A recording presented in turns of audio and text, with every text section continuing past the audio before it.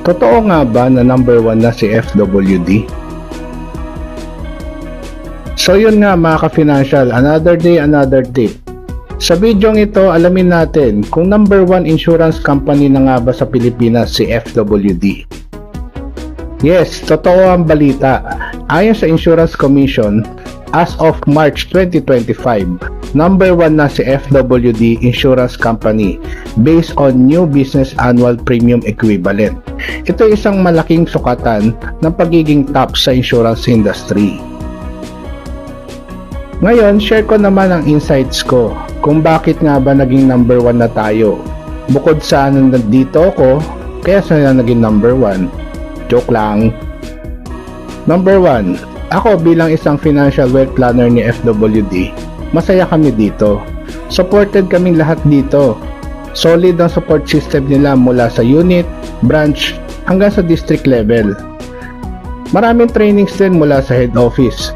Kasi ang gusto ng company, umasenso ka. Hindi lang kasi planner ang tingin nila sa'yo, kundi business partner. Number 2, maganda rin ang mga produkto nila. Madaling ibagay sa pangangailangan ng mga kliyente. Mula sa life insurance, sa health insurance, tsaka yung mga investment plan, kumpleto kami dyan.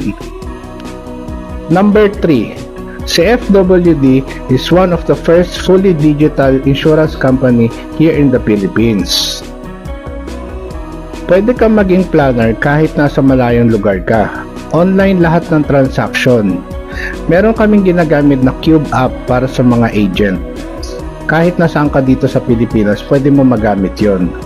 Para naman sa aming mga client, meron silang Omni app para sa monitoring ng kanilang policy at investment.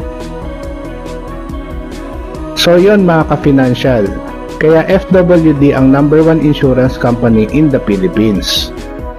Kung gusto mo magsimula ng FWD business sa area mo o kumuha ng insurance plan, message mo lang ako. Let's talk and I will help you out. Until on my next video, see ya!